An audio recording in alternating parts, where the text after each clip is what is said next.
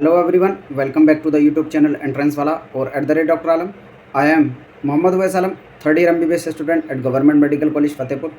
तो अभी इस वीडियो में बात करने वाला हूँ क्वालिफाइंग कट ऑफ क्या रहने वाली है नीट 2024 के लिए कैटेगरी वाइज, और किस बेस पे ये बनाई है। उसके साथ ही जो मार्क्स की बेस पे कट ऑफ रहेगी गवर्नमेंट कॉलेजेस की, यानी कितने मार्क्स पर किस कैटेगरी में गवर्नमेंट कॉलेज MBBS का मिल जाएगा।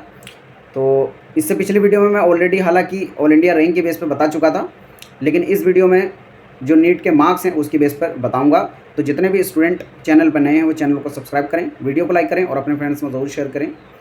इस वीडियो के थ्रू आपको जब पता लग जाएगा कि किस मार्क्स पे जो है कट ऑफ रहने वाली है किस कैटेगरी की, तो अगर उस रेंज में आपके मार्क्स हैं तो आपको क्या करना चाहिए ये भी पता लग जाएगा। तो यहाँ पर सबसे पहले मैं जो एक्सपेक्टेड क्वालिफाइंग मार्क्स रहने वाले हैं नीट 2024 के, उसके बारे में बात करता हूँ। सबसे पहली बात कि जो क्वालिफाइंग मार्क्स है वो किन फैक्टर्स पर डिपेंड करते हैं और ये होता क्या है।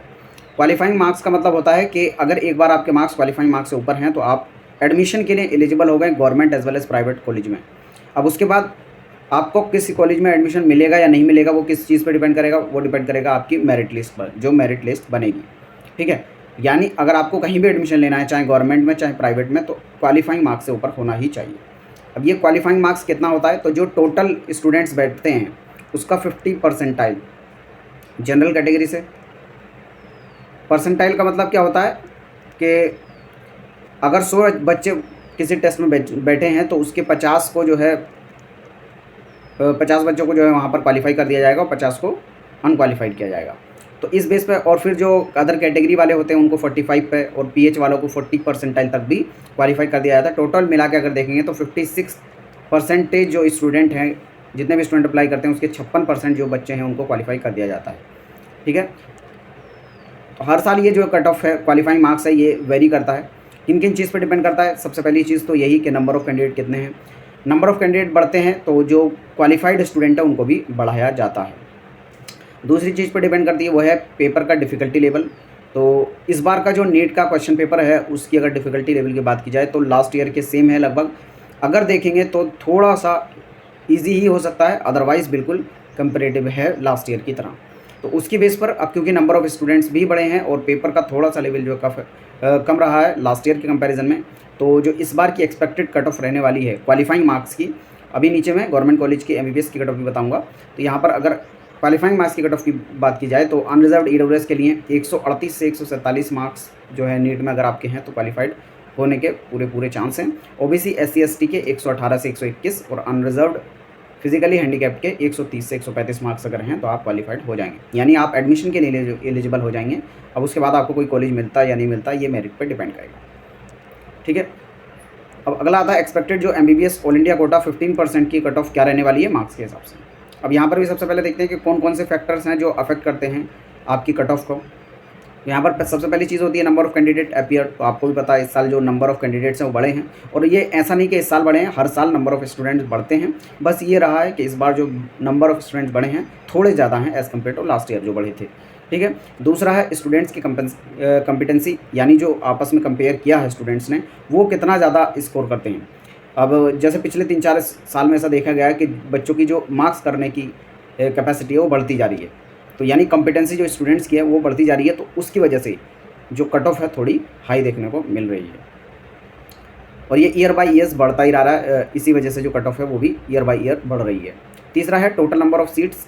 तो टोटल नंबर ऑफ़ सीट्स हालांकि इस बार जो है काफ़ी बढ़ने वाली हैं। जैसे पिछली वीडियो में मैंने आपको बताया था जिसमें ऑल इंडिया रैंक की बेस पे आपको कट ऑफ बताई थी, मैंने बताया था कि ऑलरेडी जो न्यू कॉलेजेस के ने अप्लाई किया है गवर्नमेंट कॉलेज की लगभग 5500 प्लस जो सीट्स हैं उनके ऐड होने के पूरे चांसेस हैं, और उसके साथ ही 700 से 800 सीट्स जो है वो पुराने कॉलेजेस में इंक्रीज़ होने के चांस हैं। तो यहाँ पर जो सीट्स हैं पूरे इंडिया में वो काफ़ी बढ़ने वाली हैं। फिर इसका जो टोटल 15% सीट्स हैं वो ऑल इंडिया कोटा में भी ऐड होंगी, तो उसका इम्पैक्ट जो है देखने को मिलेगा। तो उसकी वजह से एक ये प्लस पॉइंट है, यानी फ़ायदे की चीज़ है बच्चों के लिए।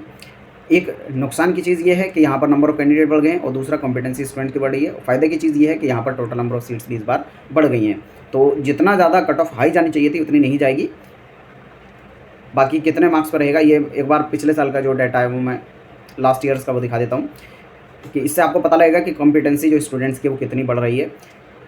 यहाँ पर वो स्टूडेंट्स हैं जिन्होंने 600 प्लस स्कोर किया है। 2019 में देखा जाए तो 7,780 बच्चे ऐसे थे जिन्होंने 600 प्लस मार्क्स स्कोर किया था। 2020 में इनकी संख्या 20,000 हो गई और 2021 में 19,000 स्टूडेंट्स ऐसे थे जिन्होंने 600 प्लस स्कोर किया। 2022 में यहाँ पर 21,000 और 2023 में 29,350 स्टूडेंट्स थे। तो यहाँ पर आप देखेंगे कितना ज़्यादा वेरिएशन 2022 से 23 के बीच में देखने को मिल रहा है। उससे पहले तो लगभग 1,000 का ज़्यादा या कम था, जो कि बहुत ज़्यादा वेरिएशन नहीं होता है। जब इतना ज़्यादा डिप आता है जो 2022-23 में देखने को मिला, उसकी वजह से ही कट ऑफ में बहुत ज़्यादा वेरिएशन आता है। इसी वजह से जो लास्ट ईयर कट ऑफ रही थी जनरल की, देखेंगे आप 610 प्लस रही थी। अब क्योंकि यहाँ पर नंबर ऑफ़ स्टूडेंट बहुत ज़्यादा बढ़ गए थे। अब ये एग्जैक्ट नंबर बता पाना कि कितना बढ़ेगा कितना नहीं बढ़ेगा, ये डिपेंड करेगा जब रिजल्ट आ जाएगा उस पर। लेकिन अगर ऑन एन एवरेज बात की जाए तो लगभग 2024 में हम देखें तो ये 32,000 से 35,000 तक नंबर जो है पहुंच सकता है जो स्टूडेंट 600 प्लस स्कोर करेंगे, क्योंकि पेपर का लेवल भी लास्ट ईयर के कंपैरिजन में लगभग बराबर या थोड़ा बहुत उससे भी लो हो सकता है। ठीक है, अगला आता है स्कोर वर्सेस मार्क्स की बात करें। ये लास्ट ईयर्स का डेटा है। तो अगर हम देखें कि 2019, 20, 21, 22 और 23 में ऑल इंडिया रैंक 20,000 कितने मार्क्स पर थी, तो 2019 में 560 पर, 2020 में 600, 2021 में 597 और 2022 में 602 मार्क्स। और यहाँ पर देखेंगे 2022 और 23 में कितना ज़्यादा वेरिएशन है, 616 मार्क्स पर जो है 20,000 रैंक थी। उसी तरह से 22,000 का डेटा यहाँ दिया है और 24,000 का ये, और 25,000 का अगर देखेंगे 2019 में 547 पे और 2023 में 607 मार्क्स पे। तो इस बार की भी जो लास्ट वीडियो मैंने बताया था, लगभग ऑल इंडिया कोटा से अगर आपकी 25,000 या 25,500 के आसपास रैंक है तो आप अपने आप को सेफ मानेंगे। अब क्योंकि जो इस बार की कट ऑफ है वो मार्क्स के हिसाब से थोड़ी बढ़ने वाली है, लेकिन ऑल इंडिया रैंक के हिसाब से देखेंगे तो कट ऑफ जो है वो लो जाएगी, क्योंकि नंबर ऑफ सीट जो है वो बढ़ गई हैं।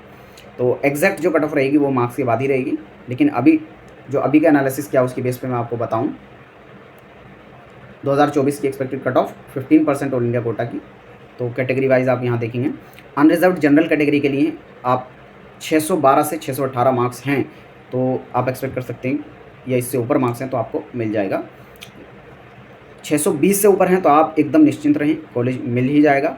और 612 से 18 वाले हैं तब भी आपके पूरे चांस हैं। लेकिन उससे कम हैं, यानी कुछ जनरल कैटेगरी के स्टूडेंट्स हैं जिनके 612 से कम मार्क्स हैं, तो उनके लिए बहुत मुश्किल है एडमिशन मिलना। मिल जाए बहुत अच्छी बात है, उस हम कामना करते हैं ऐसी।